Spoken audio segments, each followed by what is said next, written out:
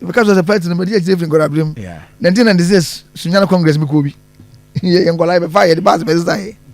nti ye nimu the policies dia me nua me kasem so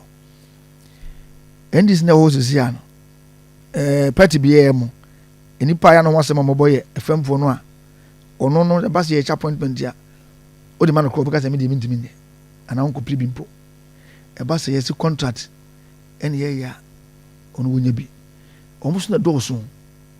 nti no me tan se na me hu se me kwapro bia no I say esun no fem no hadwene ti de be ne be ya saa dodo ofo no so no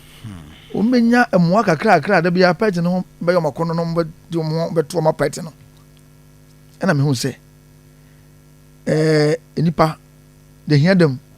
na ohia enipa na so hunu odo a kuofo e wo ma enipa bia asase e ba ye no e bia benya kuo hodo miensa wo brabom dedi kare e busuan de ne automatic e wo wa no betum e bia no busuan ye ana emodin say edu de hia dem mo ntime mo itiro bi ko ati no kodom esom bi sorry bi ni paru no ma dwen no se me ho kire me a no kre oh na fe political party ya dwen ni na from power no bi enim se be nya da chi be yi no onum se ne ho kire no asa ne party for bo no ya in fact obi won mo na samto no the first point of call kwanya na busuan abaka se me party for because bi a ye wa santema mo hoyi me be di ndisi ya na ye hu amanfo hu se ye musuo because me kuro ma sa aman eni me fie no obi no wo ye ndisi ni edi hu se okra no o sa o na asama na wo se na sa se no sa o na sa wo free ho wa ye ndisi ni dia na me bi za sa bre no ye di akire no kra no ye hu se wo ye bonsama kola ko to wo ye bi wo ye busuo ni wako dia no wako fa ba fie dia na di ba fie dimi ka wonta se mo fo enti ye na sana edin akwada bone na dia na oye so dia na wako fa ba fie enti ko ba sa na obusuo no kra no ho ye no ma rojeto enti asam to wa wonti mi ka hye busuo fo no kokase one this for ne we traitor kokase one this for ne we how dey abusia asem kra be kwa bond exactly ye fry him fro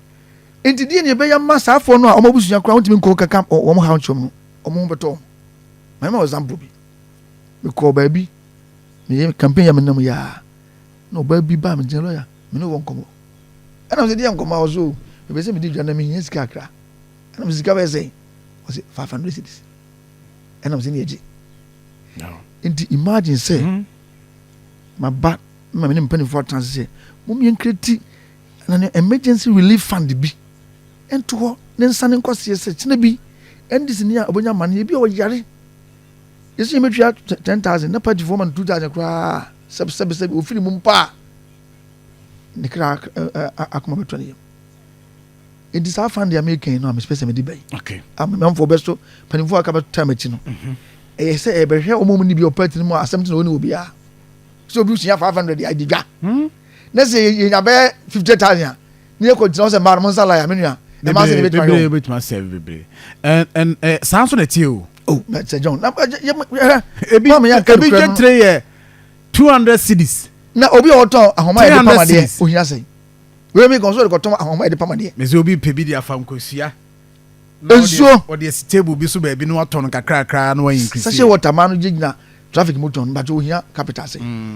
enti nanu so asem to obi oni ba bi o kan sase mo yo timi me hu ni say eni e de ntina ye emergency relief fund bi nto say the hia dem eni obi a na e qualify ye ni mo homo brofo a omo de sa fon so na do so o party ni mo enti o china wo ha na ma bawura me of our office over we the NDC for ye create emergency fund e de bo mo ni bie afakura we onye NDC ni no obeboa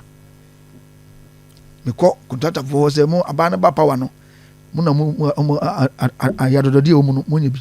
ye nipa wo mpa within the party ni o mo wo bibi smoke sonko bitumi ya bo obi wo ha we master e bi a we tailor obituma fa yankola ni bi enti say ye wo power say ni power no I was a party. Esi e bo nkofo bi. Now me fa